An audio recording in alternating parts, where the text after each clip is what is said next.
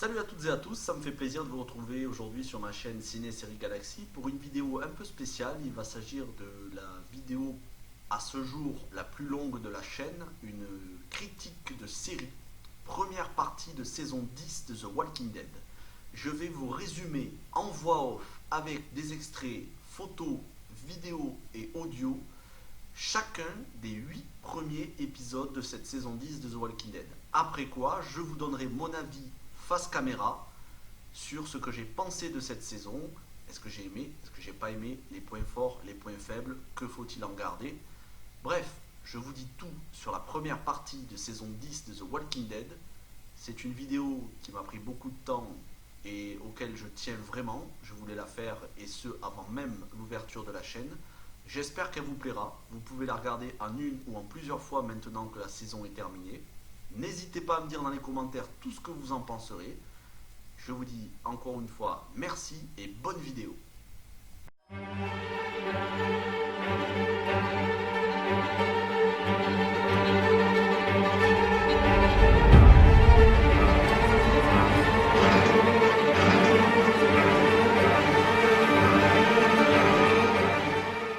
Alors on commence cette saison avec le survol d'un satellite russe au-dessus donc de la planète, puisque maintenant il n'y a plus personne pour contrôler les satellites, et ce satellite va se crasher un peu plus tard dans l'épisode.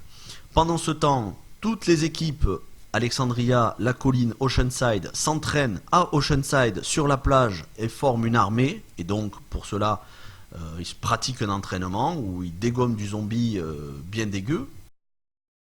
Pendant ce temps, on a nos personnages qui vaquent à leurs occupations. Michonne qui va faire des reconnaissances en patrouille, voilà, avec Aaron notamment. Et c'est intéressant parce que Aaron se met en danger sur un pont, le même style de pont où Rick s'était sacrifié, puisque nos héros ne savent pas que Rick est vivant. Ce qui rappelle à Michonne qu'il ne faut pas risquer sa vie pour rien. Par contre, lui, Aaron, il en a marre justement d'être passif et il veut se battre et il a la hargne. Détail important, ce pont est contrôlé par les chuchoteurs et Aaron l'a franchi, on l'apprendra un peu plus. Ensuite, on a Michonne qui rentre à Alexandria et là, on a une petite scène assez touchante entre Judith et son petit frère RJ où Judith raconte à son petit frère comment leur père, Rick, était héroïque et s'est sacrifié pour que tout le monde puisse survivre. Retour à Alexandria, où une espèce de quatuor très chelou entre Gabriel, Siddiq, Eugène et Rosita a lieu. Rosita s'entraîne, les mecs sont à son service, Eugène change les couches, ils sont tous en admiration devant Rosita, on comprend pas très bien où est-ce qu'ils veulent en venir, mais ça, ce sera comme ça pendant toute la mid-season. Par contre, il y a une excellente relation qui se tisse entre Lydia et Negan, deux parias de la société, et donc cette relation sera très importante pour la suite. Tout le monde voit le crash du satellite et donc se précipite de la part de toutes les communautés. Toujours en restant à Alexandria, on va avoir Siddiq atteint de syndrome de stress post-traumatique après les événements traumatisants qu'il a subis en épisode 15 de la saison 9. On le rappelle, il a dû regarder ses amis se faire décapiter par Alpha. Et on fait la connaissance d'un nouveau médecin qui est venu pendant le time jump entre la saison 9 et 10. Un nouveau médecin qui s'appelle Dante. Et en sa présence, Siddiq, à chaque fois, va avoir le syndrome de stress post-traumatique qui va ressortir. Negan, quant à lui, essaye de donner des petits conseils pour gérer la communauté à Gabriel, sauf que ces conseils ne sont pas forcément très avisés puisqu'il parle de manipulation plutôt que de dire la vérité. Enfin, on retourne à Oceanside où Connie et Daryl se retrouvent. Petit moment attendrissant, on sent que les deux s'entendent très bien. Par contre, là où il n'y a plus de romance du tout, c'est entre Carol et Ezekiel. Carol qui revient de plusieurs semaines de pêche en mer et qui met un espèce de vent glacial à Ezekiel. Ça fait pas plaisir pour lui, pauvrette, mais quand même. On continue avec une balade en forêt façon les meilleurs amis du monde entre Daryl et Carol. Là, ils sont sur la même longueur d'onde. C'est très bien. Ils parlent de partir ensemble au Nouveau-Mexique une fois la crise des chuchoteurs finie. Est-ce que ça se fera? On ne sait pas. Toujours est-il que L'incendie se déclenche du fait du crash du satellite qu'on a vu en début d'épisode, ce qui fait que pour éteindre l'incendie, toutes nos communautés sont obligées de franchir la ligne établie par les chuchoteurs, deuxième fois que la ligne est franchie dans cet épisode après Aaron sur le pont. Et on termine l'épisode avec Carol qui se retrouve nez à nez, face à face, à quand même quelques dizaines de mètres de distance, face à face avec Alpha. Alpha qui a tué Henry, fils adoptif de Carol. Ça promet quelque chose de très bon pour la suite, mais pour cet épisode, on va s'arrêter là et on va enchaîner avec l'épisode 2. Alors, cet épisode 2 va être beaucoup plus simple à résumer car beaucoup plus court. Il ne se concentre que sur 3 personnes. Alpha, avec sa fille, Beta, leur rencontre, et quelques chuchoteurs, dont la chuchoteuse qui avait abandonné son enfant aux portes de la colline en saison 9 et la sœur de cette même chuchoteuse. Ça se déroule sur 2 timelines, aujourd'hui et 7 ans auparavant. On va commencer par la timeline qui se passe dans le passé. Cette timeline nous ramène aux premières heures de l'épidémie zombie, quand on avait encore peur des rôdeurs, quand les rôdeurs pouvaient encore déchiqueter des gens et qu'ils étaient encore bien vivaces. D'ailleurs, l'épisode commence avec une femme qui demande de l'aide parce que sa voiture est en panne. Elle finit déchiquetée par les rôdeurs. Alpha, quant à elle, échappe de peu avec sa fille à ces rôdeurs et se réfugie dans un hôpital où elle va faire la connaissance d'un homme cagoulé, apparemment très instable mentalement, qu'elle finira par appeler Beta. La rencontre sera d'abord difficile, agressive, puis ensuite beaucoup plus calme. On finira par savoir un petit peu plus d'informations sur Beta, pourquoi il n'enlève jamais sa cagoule, en tout cas pourquoi il n'enlève jamais son masque en peau de zombie. Sûrement c'est dû à un traumatisme d'avoir perdu quelqu'un de proche, puisqu'il a une photo de lui et de quelqu'un de proche. Les visages sont raturés, sont rayés, et il ne veut pas montrer son visage. Elle finira par le convaincre que la meilleure façon de vivre dans ce monde, c'est de se faire des masques en peau de zombie. Et à partir de là, ils ne se quitteront plus. Ensuite, on en vient à la timeline du présent, où les chuchoteurs s'organisent pour se venger des communautés parce que les communautés ont franchi leur territoire. Et de toute façon, ils veulent quand même faire du mal aux communautés, même si elles n'avaient pas franchi leur territoire. Ils regroupent des troupeaux de rôdeurs. Pendant ce temps, une chuchoteuse qui avait abandonné son enfant devant la colline, son nouveau-né, pendant la saison 9, a des remords, une crise de conscience. Elle est ramenée dans le droit chemin par une alpha dont on pensait qu'elle allait être sanguinaire, mais qui s'avère être plutôt, on va dire, douce pour le coup. Par contre, la propre sœur de cette chuchoteuse égarée, elle, est illuminée et voit en alpha le modèle suprême à suivre. Par la suite, la chuchoteuse qui était en proie à une crise de conscience va quand même s'en prendre à Alpha lors d'une balade entre rôdeurs. Sa propre sœur la jettera dans les bras de rôdeurs et de ce fait la tuera pour protéger Alpha. Alpha y verra un signe de loyauté et lui donnera un titre parmi les chuchoteurs. Elle répondra désormais au nom de Gamma. Et Gamma va être un personnage très important pour le reste de cette mid-season et pour le reste de la saison tout court. Alors, pour ce qui est de cet épisode 3, c'est assez simple, comme l'épisode 2, il ne se passe pas énormément de choses. On commence l'épisode avec des hordes, des mini-hordes qui sont envoyées de tous les côtés autour d'Alexandria.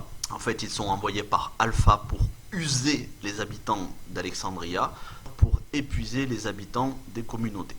Tout le monde s'organise pour résister, des petits groupes sont formés, et Gabriel demande à Negan et Aaron d'aller patrouiller ensemble, ce à quoi Aaron, tout comme Negan, ne sont pas très enthousiastes, mais finissent par le faire.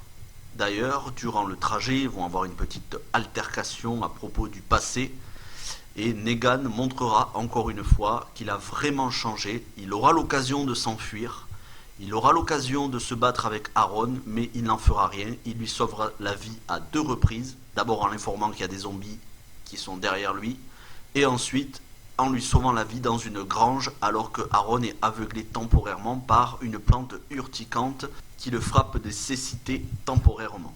En parallèle à ça, Alpha va envoyer sa nouvelle lieutenant Gamma pour avertir les habitants, certains habitants d'Alexandria, comme par exemple Michonne, Daryl, Carol, de venir à un rendez-vous qu'elle leur a donné, où elle va leur expliquer qu'elle est au courant qu'ils ont traversé la frontière, non pas une fois ni deux fois, mais trois fois.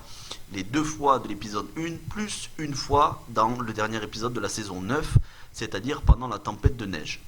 Ce à quoi elle va dire qu'ils doivent être punis puisqu'ils n'ont pas respecté les règles, mais au final, elle ne fera que repousser les limites de la frontière et non pas exécuter d'autres personnes.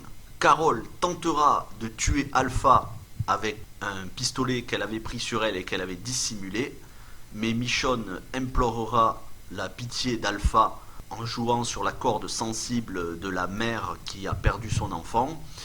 Alpha pardonnera, mais sur le chemin du retour, Carol, qui est maintenant épuisée de ne plus dormir et de penser nuit et jour à traquer Alpha, sera en proie à des hallucinations et dans un abri sur le chemin du retour, Alpha enverra un petit groupe de chuchoteurs et de rôdeurs pour essayer de tuer Carol. Pendant ce temps, à Alexandria, Siddiq est toujours en proie à son syndrome de stress post-traumatique, à ses hallucinations, avec un Dante qui est toujours aux petits soins avec Siddiq et qui essaye toujours de le réconforter. On apprend que Dante était médecin en Irak et que lui-même a eu un syndrome de stress post-traumatique et donc est le mieux à même de réconforter et de comprendre Siddiq.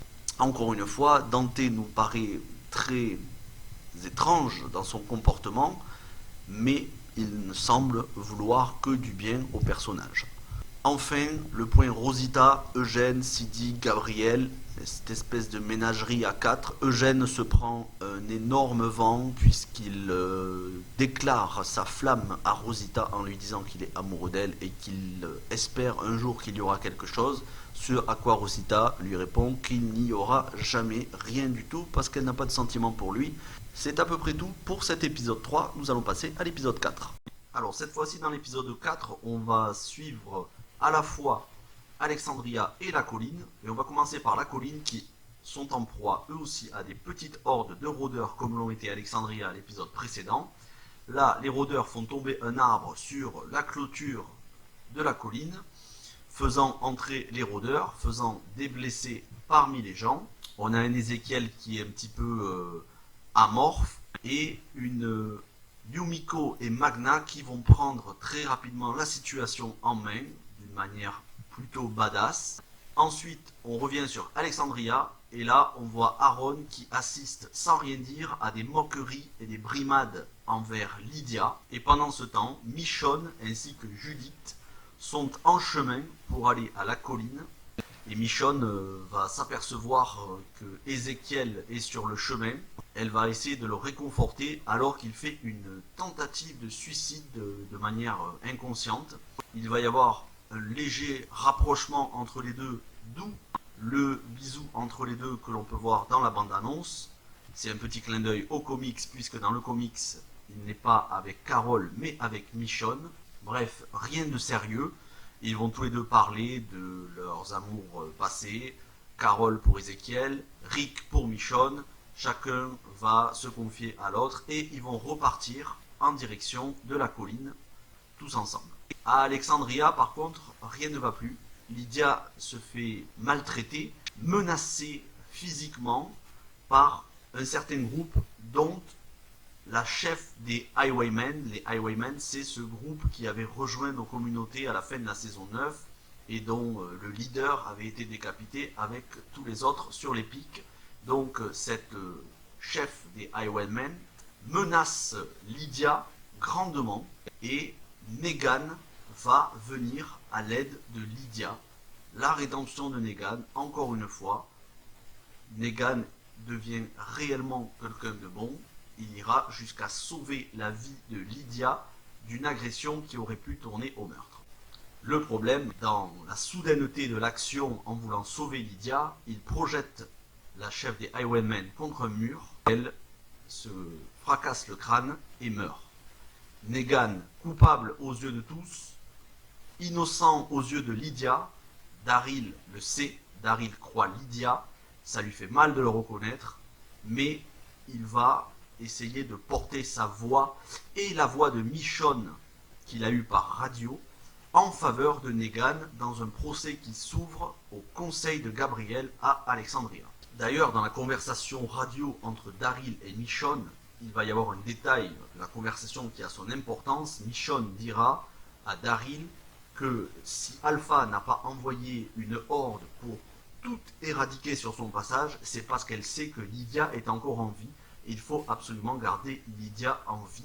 Vient l'heure du procès, Gabriel va chercher Negan, et Negan n'est plus dans sa cellule. Negan a disparu, il s'est fait la malle, qui l'a libéré.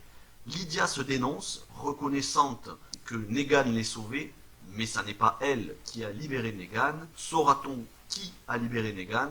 Ça, la suite au prochain épisode. On continue avec Michonne, Judith et quelques volontaires qui, maintenant qu'ils sont conscients que Alpha envoie des hordes dans tous les emplacements, à la fois Alexandria, la colline, il se peut donc qu'elle en ait envoyé aussi à Oceanside, et décide de partir en route pour Oceanside. On commence cet épisode 5 avec Kelly, la petite sœur de Connie, qui est partie faire de la chasse dans les bois, mais étant donné qu'elle devient sourde, eh bien, elle n'a pas réalisé que une fois qu'elle serait dans les bois, elle n'entendrait pas les rôdeurs arriver. C'est ce qui arrive. Pendant ce temps-là, Negan a été rejoint par Brandon, celui qui était censé le surveiller à Alexandria, et l'on apprendra que Brandon, ça n'est pas celui qui a libéré Negan. On sait que ce n'est pas Lydia, puisqu'elle a menti. On sait maintenant que ce n'est pas Brandon, puisqu'il le dit lui-même. Qui a libéré Negan? J'ai ma petite théorie, je vous le dirai à la fin de cette vidéo. Un petit peu plus loin, nous avons les habitants de la colline. On va avoir quelque chose de très important, une révélation faite par Ézéchiel à Siddiq. Siddiq qui est du voyage pour la colline. Ézéchiel qui va apprendre à Siddiq qu'il a un cancer de la thyroïde. C'est pour ça qu'il était fébrile dans l'épisode précédent, limite suicidaire. C'est pour ça qu'il n'a pas le moral. Il a un cancer de la thyroïde et on apprend que dans sa famille, il y en a eu aussi des cancers de la thyroïde, sauf que c'était dans l'ancien monde, quand il y avait la technologie. Ils ont guéri, mais là, il n'y a plus de technologie. Ézéchiel va-t-il mourir étant donné la grosseur de la tumeur qu'il a au niveau de entre la gorge et l'épaule? Rien n'est moins sûr. Angela Kang a dit que ça n'était pas sûr et certain à 100%. Donc, on verra bien. Toujours est-il que il est à un stade où il est très faible. Il est même un petit peu livide parfois. Et Siddiq est le seul à connaître son secret. Siddiq, entre parenthèses, qui, lorsqu'il est à la colline, n'a pas son syndrome de stress post-traumatique, et ça c'est un détail à retenir pour les 2 derniers épisodes. On revient sur Negan.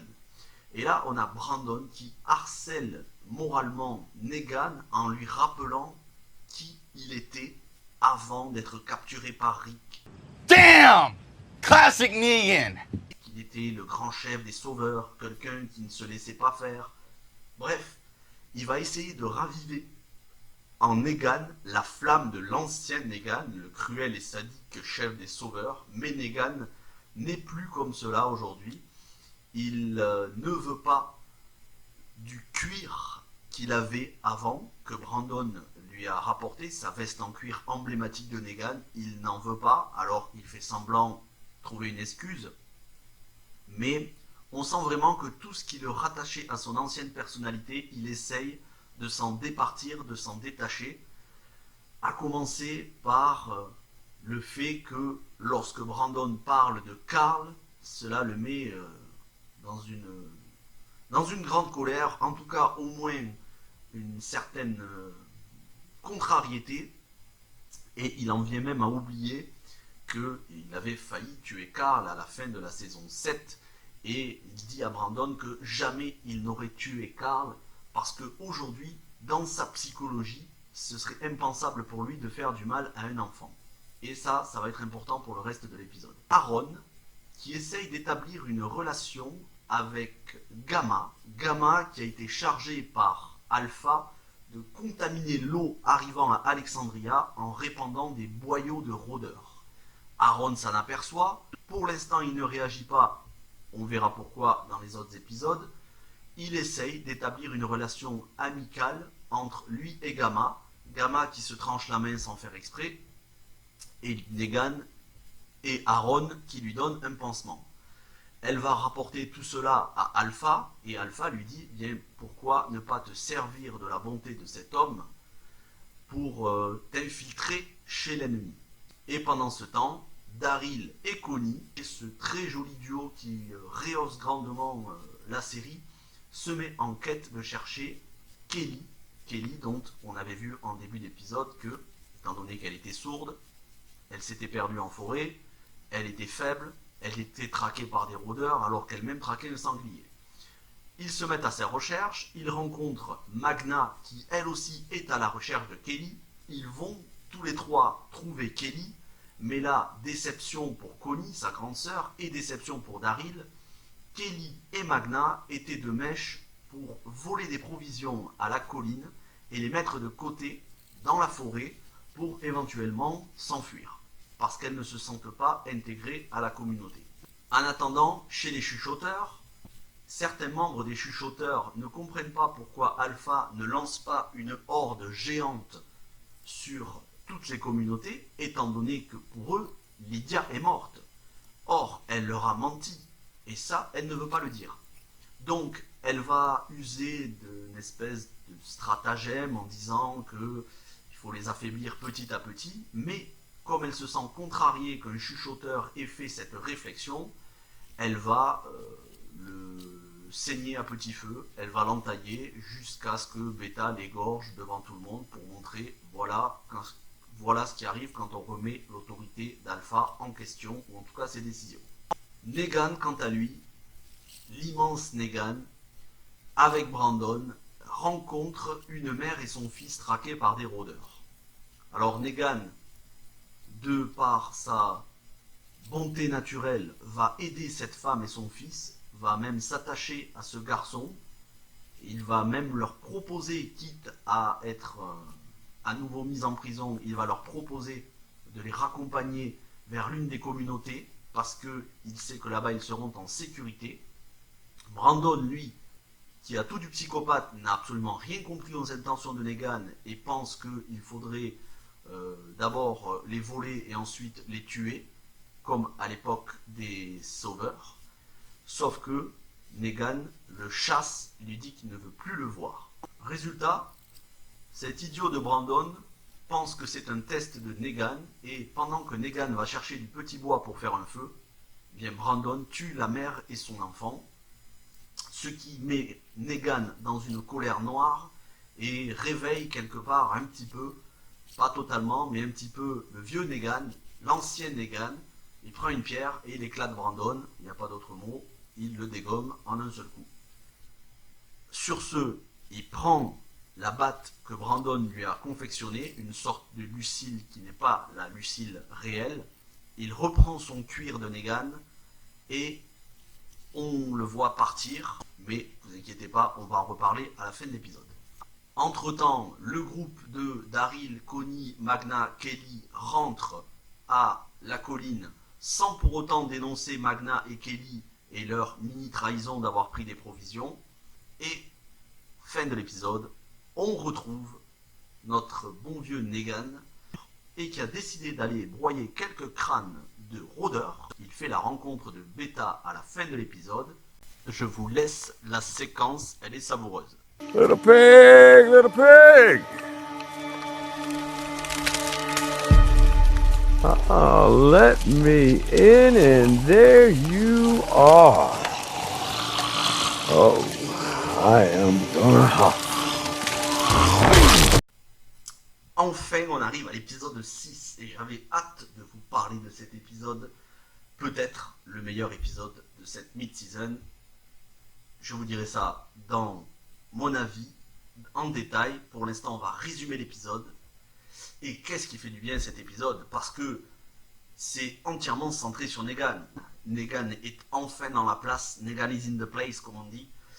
Il s'est infiltré parmi les chuchoteurs, et qui peut croire un instant, à moins d'un retournement de situation de la part de la showrunner Angela Kang, qui ne respecterait absolument pas les comics, sinon qui peut croire que Negan va réellement basculer dans l'idéologie des chuchoteurs? On le comprend, on comprend au vu des images, des séquences, des sourires de Negan, de son observation des chuchoteurs, qu'il est là pour les infiltrer, se rapprocher au plus près. Negan a un charisme débordant dans cet épisode, et donc je vais très peu m'attarder sur le reste et parler quasi exclusivement de Negan avec les photos qui vont défiler.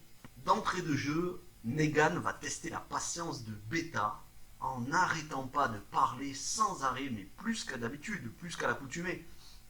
Il va parler, il va faire des blagues sans arrêt, il va se moquer. Il va faire des blagues en dessous du pantalon, alors qu'il s'était calmé sur les grossièretés, voilà, en disant Alpha, avec son crâne rasé, elle me rend tout chose dans le pantalon, avec que ce genre du pur Negan, quoi. Et Beta va pas apprécier du tout. Beta va se méfier de Negan. Il va d'abord le considérer comme un faible, avant d'être surpris en fin d'épisode, mais il va le faire galérer pour prouver sa loyauté, sa force physique et son allégeance à Beta. Et du coup, ils vont faire un concours de qui est le plus fort. Alors, ça va commencer par creuser des trous dans le sol pour faire une espèce de méchoui de sanglier à l'étouffer, fait par Negan, avec Beta qui l'observe. Ensuite, ils vont faire un concours de porter le plus de cadavres sur le dos, faire des plus grandes peaux, celui qui va tailler le mieux les plus gros morceaux de manière le plus propre possible. Et puis à la fin, quand Beta en aura marre de Negan, il va tout simplement le lâcher dans un petit groupe de rôdeurs et voir s'il arrive à s'en sortir vivant. Beta est persuadé que Negan est mort parce que, comme il le dit à Alpha, il était faible, il n'était pas digne des chuchoteurs, sauf que, fin de l'épisode, on a un Negan qui arrive en grande pompe avec son charisme. Best bring that extra long tape measure on account of my humongous balls.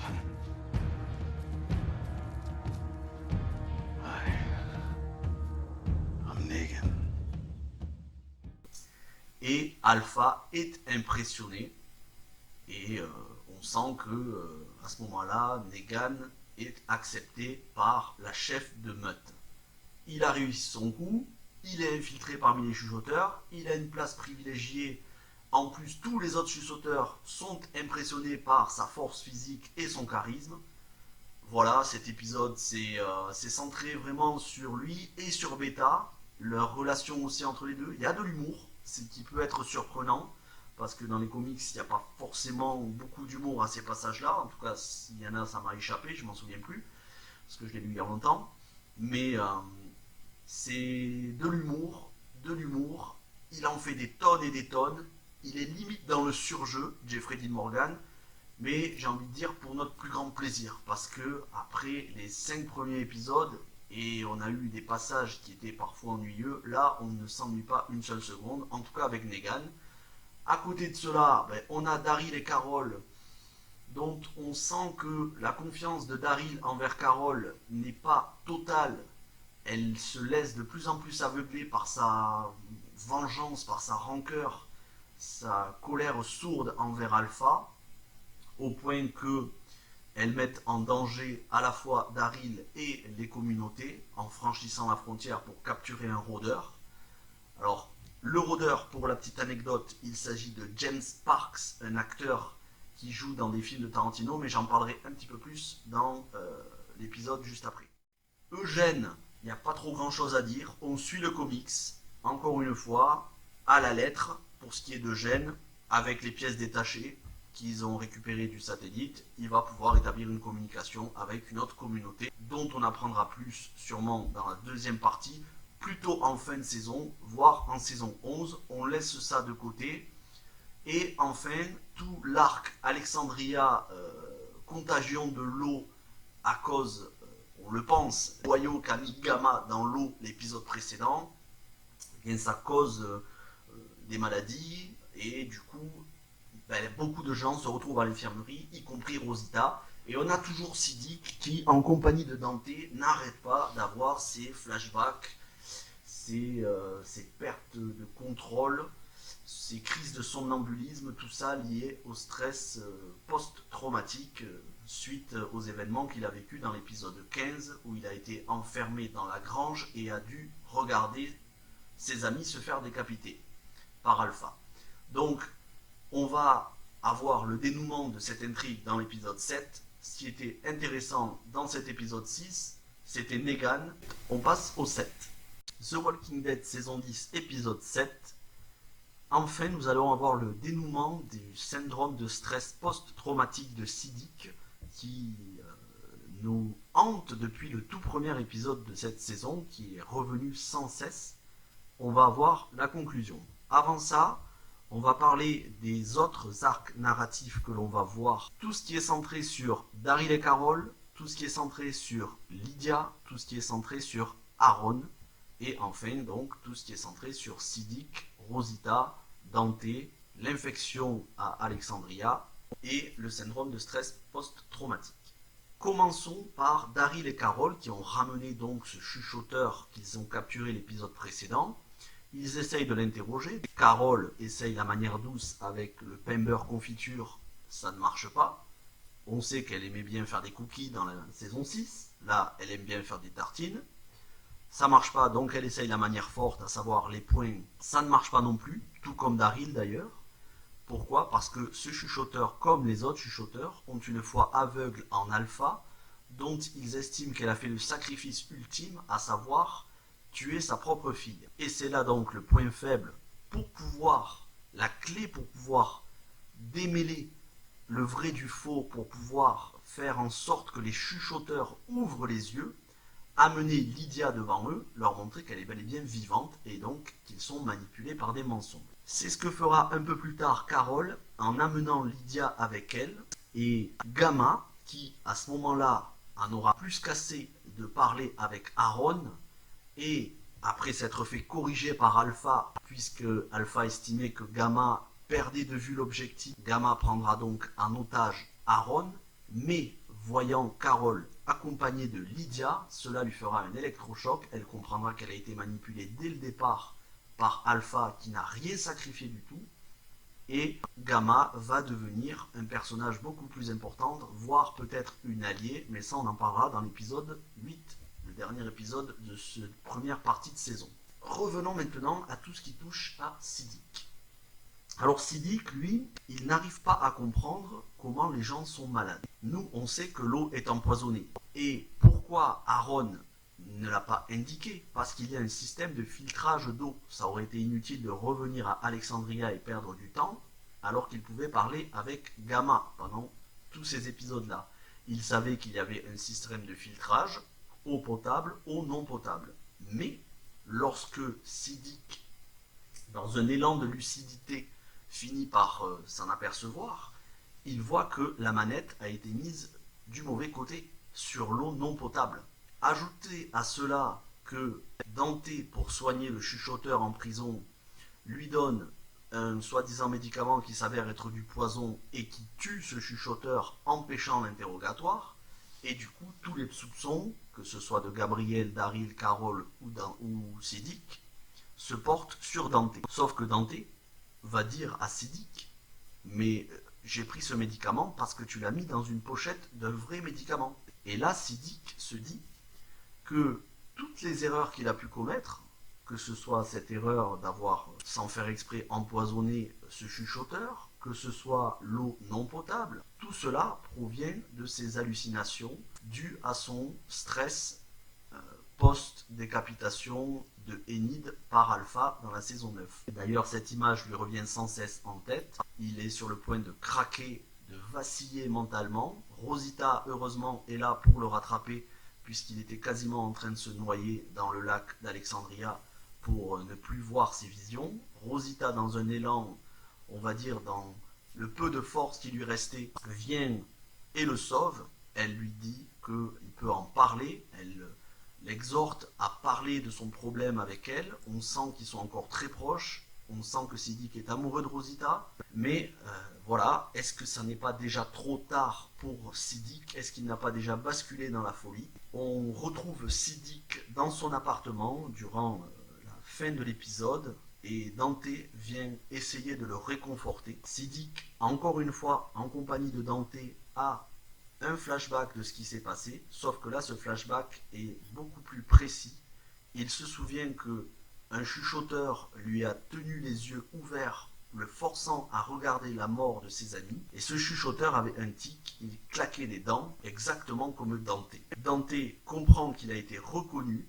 Oui, Dante est un traître depuis le départ. Il s'est infiltré à Alexandria pour les saboter de l'intérieur. Et là, à la fois le spectateur, nous et Siddiq, le personnage, comprennent que c'est Dante qui a tout fait, saboter l'eau non potable, mettre du poison pour le prisonnier. Bref, c'est normal que Siddiq ait ce syndrome de stress post-traumatique puisqu'il est en présence d'un de ses bourreaux, en particulier de celui qui l'a forcé à voir ses abominations. À ce moment-là, Siddiq va pour se défendre contre Dante, neutraliser Dante, mais il est trop faible physiquement à cause de son manque de sommeil, à cause de son état physique, à cause de son état psychologique. Et Dante, qui est beaucoup plus costaud, eh bien, étrangle Siddiq.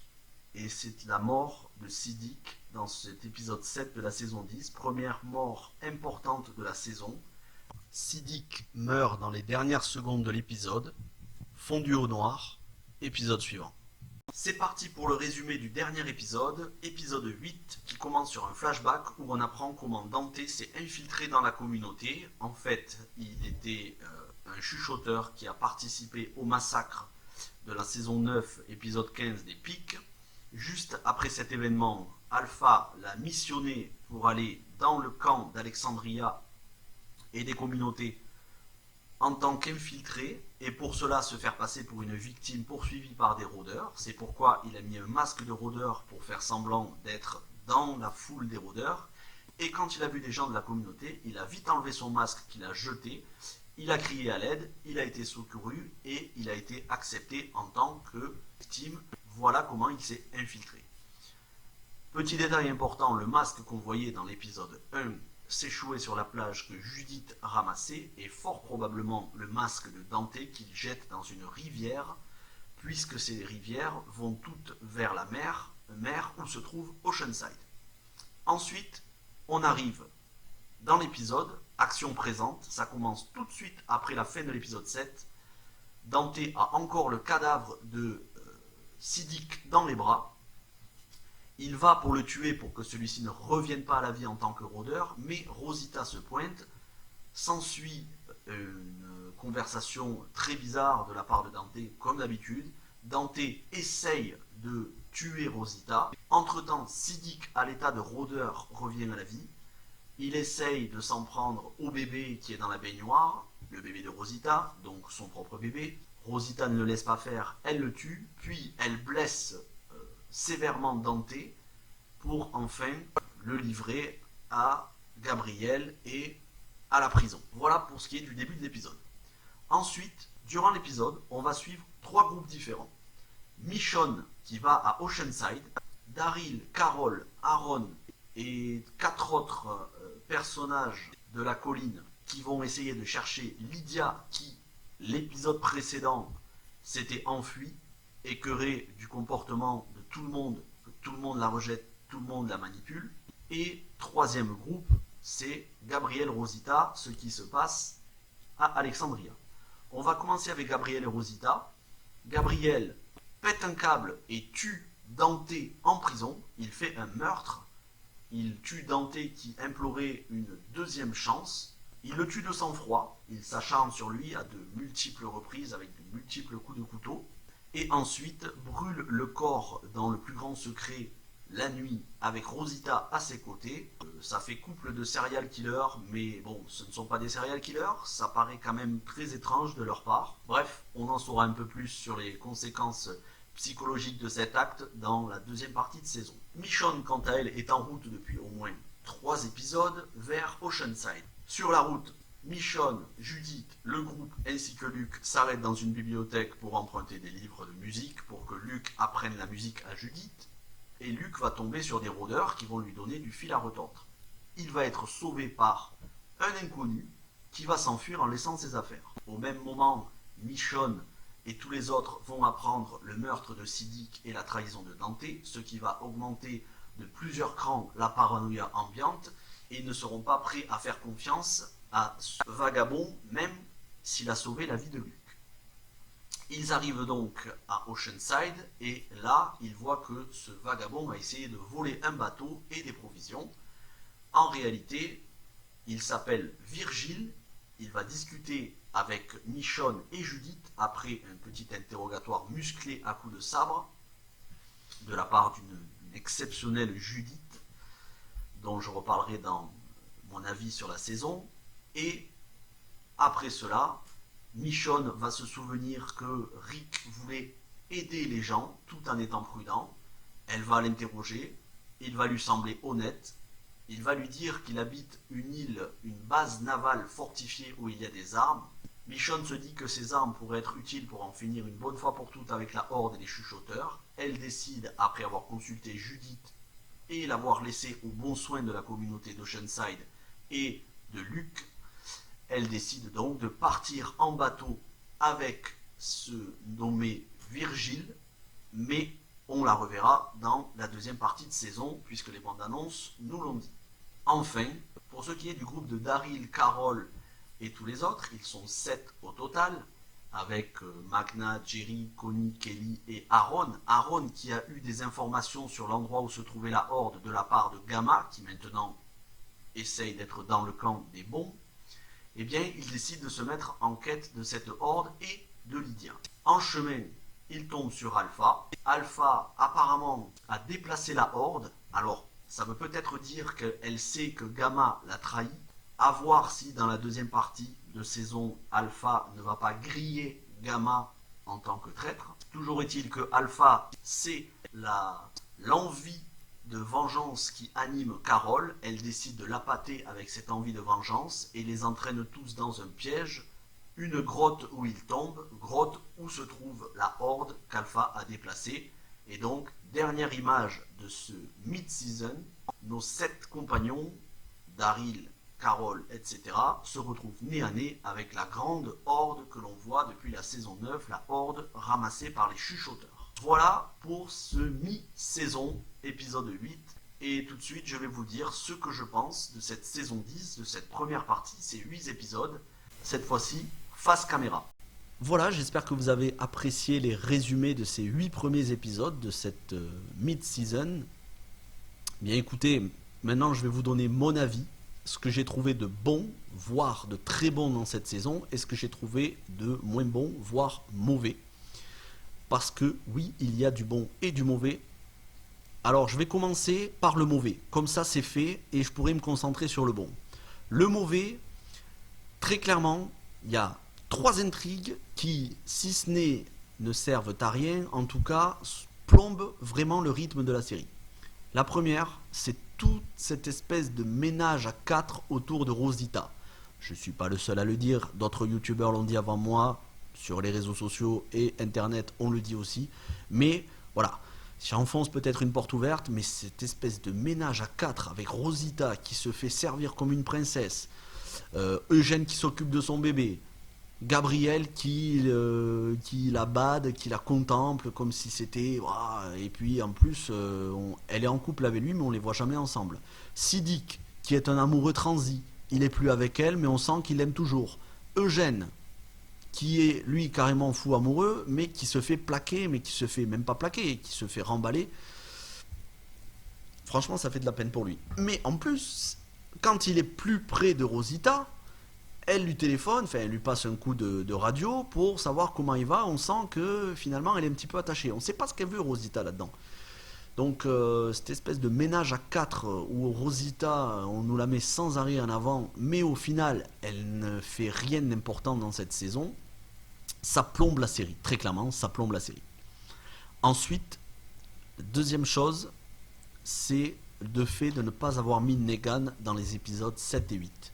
On nous met Negan en avant, on nous chauffe avec Negan, on nous dit regarde, le mec est badass, le mec est charismatique, il est sur la voie de la rédemption, il sauve des personnes, il va s'infiltrer chez l'ennemi. Parce que qui croit à un seul instant que Negan va rebasculer du côté de l'ennemi? C'est impossible.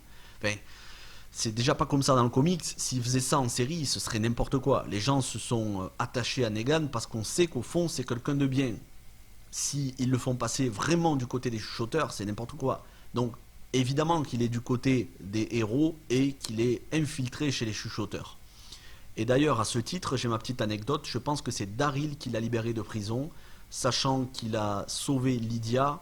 Il se dit que comme il veut vraiment faire le bien, et il y a cette petite conversation qu'ils ont eue en prison où Daryl lui dit t'es pas un héros, et on sent que Negan a envie d'être un héros, on sent qu'il a envie de faire plus. Donc je pense que c'est Daryl qui l'a libéré, je peux me tromper, mais si c'est le cas, il l'a libéré pour que Negan puisse s'infiltrer parmi les chuchoteurs et couper la tête du serpent, je veux dire, arrêter l'ennemi avant même qu'il démarre. Bon, il a déjà démarré l'ennemi, ils ont déjà mis 10 têtes sur des pics, mais quand même. Negan infiltré chez les chuchoteurs, pour moi, c'est évident que ça va se terminer d'une bonne manière pour Negan, d'une mauvaise manière pour les chuchoteurs, en particulier Alpha ou Beta, on verra, ou les deux. Bref, c'était super de nous chauffer avec. Pourquoi nous l'enlever les épisodes 7 et 8 qui sont censés être les plus importants? C'est du grand n'importe quoi. Et le troisième point, c'est tout ce qui tourne autour de Siddiq, autour de cette espèce de syndrome de stress post-traumatique. On nous en a trop fait. 7 épisodes pour arriver à ça. 7 épisodes pour s'apercevoir que Dante c'est un chuchoteur. Mais dès le premier épisode, on pouvait s'en apercevoir. Ils nous font des gros plans sur sa bouche.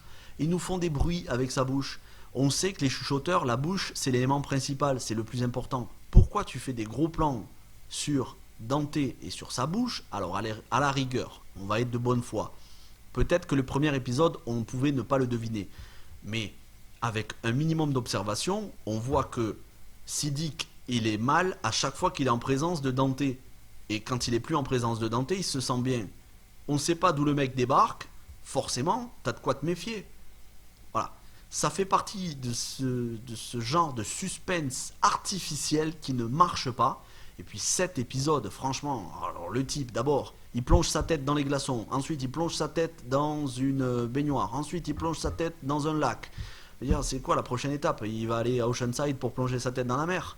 Non, c'est du grand n'importe quoi. Ils nous en ont trop fait. Le mec est somnambule. Le mec a toutes les tares possibles. Enfin, c'est pas des tares. Il a toutes les affections possibles. Mec, à un moment donné, si tu t'aperçois pas que tu es en présence d'un chuchoteur, ou en tout cas d'un mec très malsain, parce que Dante, je le trouve très malsain, c'est un minimum de perspicacité. Voilà. Ça fait partie de ces points faibles qui, épisode après épisode, je me disais, mais encore. Et je sais que je suis pas le seul à me le dire. Voilà. Bon, une fois qu'on a dit ça, et qu'on a fait abstraction des petits soucis de cohérence temporelle, genre Michonne, on la voit pas pendant 3 épisodes, on la quitte, elle part pour Oceanside, on la retrouve 3 épisodes après, elle est encore sur le chemin d'Oceanside. C'est pas non plus à 1000 km Oceanside, tu mets pas 3 jours pour y aller. D'habitude, ils y vont à cheval en quelques heures. Bon. Ça fait partie de ces petites incohérences. C'est pas très grave. Maintenant, il y a du positif et il y a beaucoup de positif. Donc, cette relation Connie-Daryl, elle est parfaite. Lui est un taiseux, il parle pas beaucoup. Elle est sourde-muette. Ils s'entendent bien sans se parler. Quand ils ont besoin de se parler, ils s'écrivent. C'est nickel. Franchement, faut espérer que Lauren Ridloff, il ne la fasse pas mourir. Il ne fasse pas mourir le personnage de Connie d'ici la fin de la saison. Ou en tout cas, au moins ouais, voilà, si on la voit un petit peu moins, c'est parce qu'elle va tourner au cinéma Marvel The Eternals. D'ailleurs, c'est déjà en tournage. Peut-être qu'elle sera un petit peu moins disponible pour la série. Il faut qu'il la garde. C'est un personnage important. Il faut que Daryl et elle... voilà, on sait très bien que Daryl ne va pas aller avec Carol. Il va aller avec Connie en toute logique.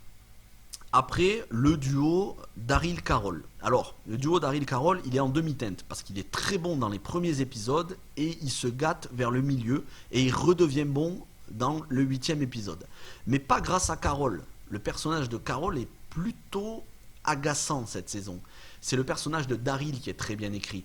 Ils nous ont fait un Daryl plein de sagesse, plein de recul, qui n'est pas... qui ne démarre pas au quart de tour, qui est réfléchi dans ses actions. Et ça, c'est nouveau, parce que vous vous souvenez peut-être du Daryl de la saison 7 et 8, où il faisait n'importe quoi. Voilà, là, on a un Daryl bien écrit. On retrouve le personnage qu'on aimait. Qu'est-ce qu'il y a d'autre comme point positif? Judith, elle est exceptionnelle, cette enfant. Je veux dire, qui ne veut pas une enfant comme Judith?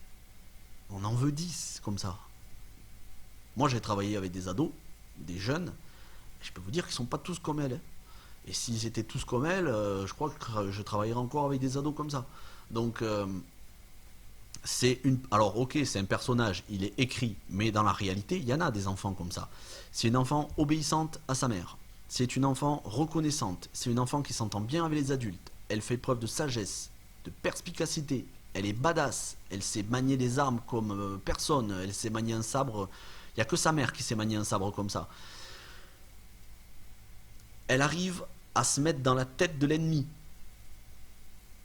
C'est elle quand même qui dit à sa mère que les vagues de Horde, ce serait peut-être de la part d'Alpha pour affaiblir les communautés. Je veux dire, c'est elle qui le dit à haute voix. Donc, même si tout le monde y a pensé, cette gosse est hyper talentueuse. Je pense que c'est une surdouée dans la série. Bref, en tout cas, si elle tient de Shane et de Laurie et de Rick et de Michonne, elle aura eu des parents ultra talentueux. Enfin, Laurie un petit peu moins, mais surtout Shane, Rick, Michonne, voilà. Les mentors qu'elle a eus, les parents qu'elle a eus, c'est... Et puis un grand frère comme Carl et un mentor comme Negan, cet enfant ne peut que réussir dans la série. Bref, c'est le gros point positif, mais c'est contrebalancé par le fait qu'on ne la voit que dans 3 ou 4 épisodes sur les 8. C'est dommage, mais bon, c'est toujours mieux que rien. Autre point positif, Aaron. Aaron est très travaillé cette saison. Aaron, il est bien travaillé cette saison, ça fait plaisir. Franchement, Aaron, c'était un personnage que j'aimais bien. Il l'avait délaissé, là, il est bien travaillé. Sa relation avec Gamma, elle est essentielle. On nous a montré dans les épisodes 8, j'en ai pas parlé dans le résumé parce que je pouvais pas tout dire, mais on nous a montré sa petite, les relations paternelles et la relation père-fille qu'il entretient avec Gracie. Gracie, on se souvient que c'était la fille de... Je sais même plus si c'était la fille de Morales, mais en tout cas c'était une petite des sauveurs qu'ils avaient recueillie en saison 7 ou saison 8. Bref, elle a grandi, c'est une fille de l'âge de Judith. Ça fait plaisir de voir Aaron investi. Ça fait plaisir de le voir badass avec son bras métallique. C'est très très bien. Après, le personnage de Gabriel. Alors le personnage de Gabriel, il prend une orientation qu'il n'a pas dans les comics. Donc je ne pourrais pas vous dire si c'est une bonne ou une mauvaise chose. J'attends de voir la deuxième partie. Parce qu'avec ce qui s'est passé dans l'épisode 8, le fait que le mec devienne un petit peu... devienne meurtrier quand même, c'est un curé quoi. Tu t'en vas commettre un meurtre en prison, un mec qui est derrière les barreaux, il pouvait plus faire de mal, je veux dire, mis à part se pendre, il pouvait rien faire d'autre. Et le mec il y va, et il s'acharne à coups de couteau et tout. Je sais pas comment ils écrivent Gabriel, son personnage, je comprends pas, c'est très étrange. Bref. Pour ce qui est des autres personnages, que ce soit Magna, elle est pas très travaillée, Yumiko, à peine un peu plus. Kelly n'est pas travaillé du tout. Jerry, on a dû le voir 2 ou 3 fois. Je parle même pas des autres personnages secondaires comme la femme de Jerry, où là c'est carrément de la figuration. On la voit une fois en coup de vent dans le cadre, hop. Mais voilà, il y a trop de personnages d'une manière générale. Il y a trop de personnages, ça tout le monde le dit. J'invente rien. Écoutez, c'est pas très grave. On va pas bouder notre plaisir. J'ai beaucoup aimé cette saison. Les 2 premiers épisodes, il y a du budget. Premier épisode, je vous rappelle, c'est celui avec le satellite, c'est celui avec l'incendie, c'est celui avec toutes les communautés sur la plage. Ça, c'était un épisode de ouf. Ça, c'était un épisode, pour moi, quasi irréprochable. Le deuxième épisode était excellent, même si avec un petit peu moins de moyens. Mais pourquoi il était excellent? Parce qu'on revient à ce qui faisait la force de The Walking Dead les 4 premières saisons, la peur du zombie. Quand vous voyez cette femme dans sa voiture qui sort et qui se fait déchiqueter par les zombies, on est 7 ans avant, autrement dit à peine 1 ou 2 ans ou 3 ans maxi après le début de l'apocalypse zombie, on retrouve la peur du rôdeur. Et ça, c'est une bonne chose. À partir du moment, je l'ai toujours dit, moi je l'ai toujours pensé, à partir du moment où les personnages se sont installés à Alexandria, à la colline, au royaume, ils se sont sédentarisés, on a perdu cette peur du zombie et la menace humaine est devenue la menace principale. Ça n'est pas une bonne chose. La menace humaine ne doit pas être la menace principale dans The Walking Dead. C'est pourtant ce qu'elle est, avec le gouverneur, avec les sauveurs, maintenant avec les chuchoteurs. C'est dommage. C'est pour ça que ça fait plaisir de temps en temps de revoir ce genre d'épisode avec des zombies bien vivaces, des zombies bien hargneux et des décors urbains. Et normalement, on devrait par la suite, dans la suite de la saison, en tout cas dans la prochaine saison, on devrait revoir des décors urbains. Je ne vous spoile rien par rapport aux comics, mais on devrait voir un petit peu plus de décors urbains. C'est pourquoi cet épisode 2 était très bon. Après, voilà, épisode 3 à 5, épisode 3 à 6, c'est Negan. Si vous enlevez Negan, c'est sympa sans plus.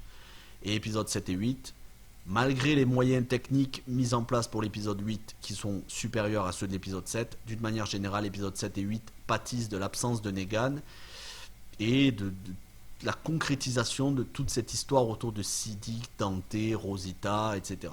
Bref, je ne m'étendrai pas plus sur le sujet.